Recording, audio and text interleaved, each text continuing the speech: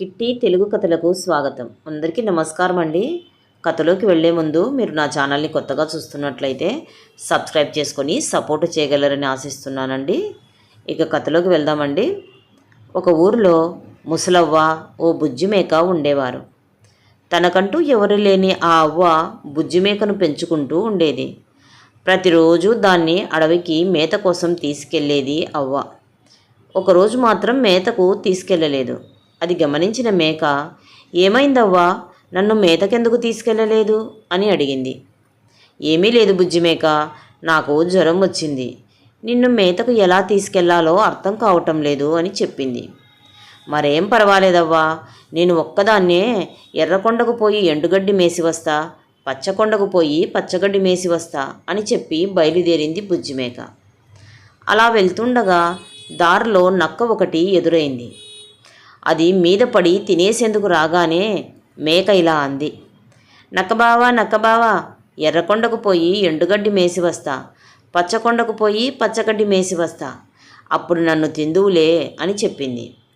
ఆలోచనలో పడ్డ నక్క సరేనని పంపించింది. తరువాత మేక నడుస్తూ ఉంటే ఒక తోడేలు ఎదురైంది.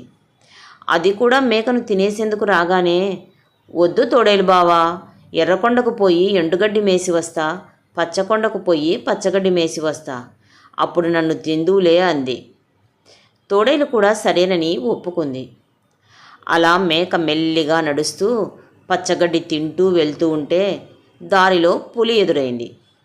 అమాంతం మీద పడి తినేసేందుకు పులి మేక దగ్గరకు ఉరికి వచ్చింది. ఇక్కడ కూడా మేక తెలివిగా పులితో పైన అందరికీ చెప్పినట్లుగానే చెప్పింది. అంతా విన్న పులి, సర్లే కానీ త్వరగా వచ్చేయి, నాకు చాలా ఆకలిగా ఉంది అని చెప్పి పంపించింది. అమ్మయ్యా, బ్రతుకు జీవుడా అనుకుని వెళ్తూ ఉన్న మేకకు సింహం కూడా ఎదురైంది. సింహం కూడా అందరిలాగే తినేసేందుకు వచ్చింది.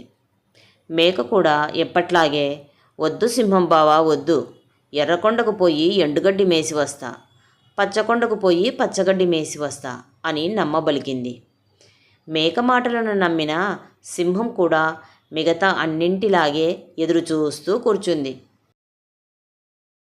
అలా అన్నింటి బరి నుండి ప్రాణాలతో బయటపడ్డ బుజ్జిమేక ఎర్రకొండకు పోయి ఎండుగడ్డి మేసి పచ్చకొండకు పోయి పచ్చగడ్డి మేసింది. అక్కడే ఒక పెద్ద గుమ్మడికాయ కనబడగానే అందులోకి దూరి కూర్చుని దొర్లు గుమ్మడికాయ, దొర్లకుంటే దోసకాయ అనుకుంటూ బయలుదేరింది. అలా పోతూ ఉంటే సింహం ఎదురవుతుంది. అప్పుడు సింహం, ఇటుగా ఒక మేక పోయింది, నీవు ఏమైనా చూసావా అన్నది.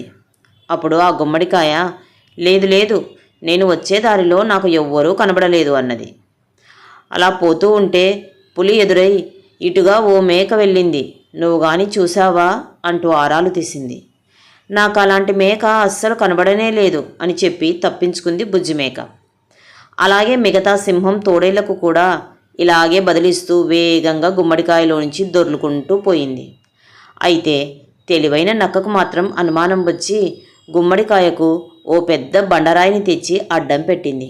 దీంతో విషయం అర్థమైన మేక గుమ్మడికాయను చీల్చుకుని బయటకు వచ్చి చెంగున ఎగురుకుంటూ నక్కకు అందకుండా తప్పించుకుని పారిపోయింది.